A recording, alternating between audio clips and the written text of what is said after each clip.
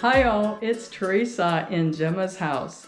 So in today's video, I'm going to be talking about a quilt that I tried to sell online and it didn't happen. I think I had it online on 2 different sites for about 5 or 6 months maybe. And even though there was some interest in it, it just never sold. So I'm curious, do you sell your quilts? And if so, how do you go about it? Can you let us know in the comments about that? I think we might all be able to share ideas with each other. So if you haven't seen my video, my quilt show, when I first bought my Baby Lock Jazz 2 sewing quilting machine, it's going back 2 years now. For about 1.5 years, I just went crazy making quilts. I loved it so much. And I made about 35 or more quilts in the span of 1.5 years. And some people asked me, well, what are you doing? Are you selling them? And the answer was no. I gave some to my daughters and family members. And I like to keep my quilts because I actually get very attached to my creations. And it's very hard for me to let them go. Unless, of course, I was making something specifically for someone else. So I do have a lot of my quilts still. And I rotate my quilts around on my bed. And it's not even seasonally. It's sometimes monthly because I like to change the look of my bedroom often. So let us know in the comments if you have been selling your quilts or what your experience has been about that. I think we can all benefit from each other's comments and ideas. Okay, so this is the only quilt I've ever tried to sell. And I put it on 2 different websites and it didn't sell after about 5 months. The first site I had it on was my own Etsy shop called Gemma's House, of course. And I had this quilt and a couple other sewn items like pillow covers and a few pieces of jewelry that I had beaded. And one of my YouTube viewers graciously bought one of my beaded necklaces, and wouldn't you know, it was the day before Silicon Valley Bank was announced that they were going under. And here Etsy used Silicon Valley Bank to make their payments.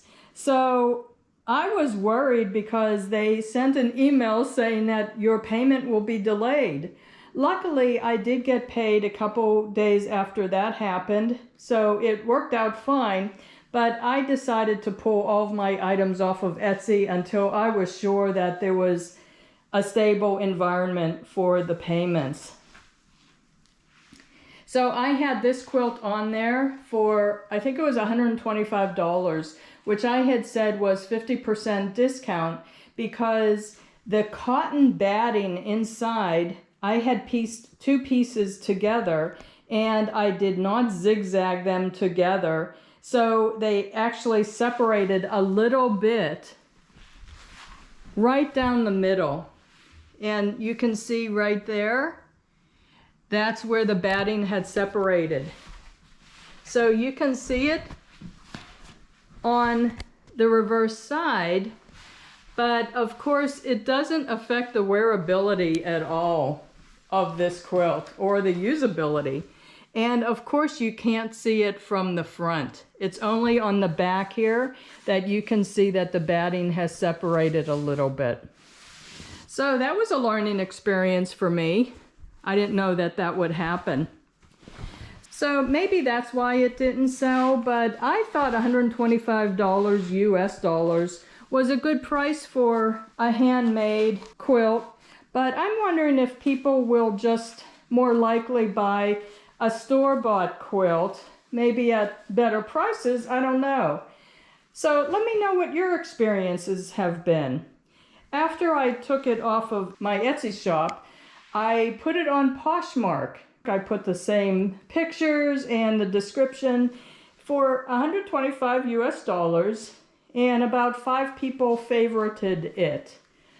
but it never sold after months.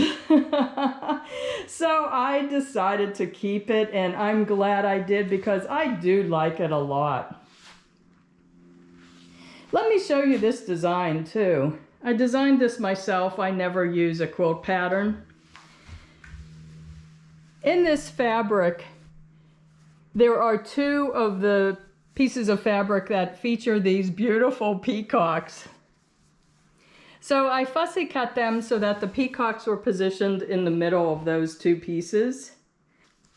So because I had cut them as rectangular shapes instead of squares, they're higher than they are wide.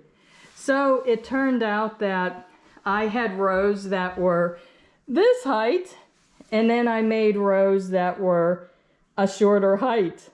So I had to vary the size of my pieces to accommodate that. And that extended out to the border too, because, you know, the vertical rows, they varied in width also.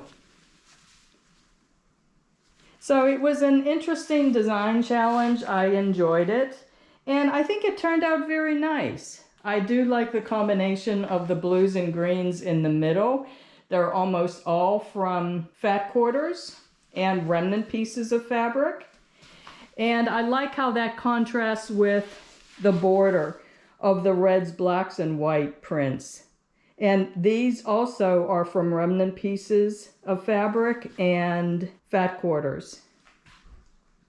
And the black, I like to incorporate black into my quilt designs.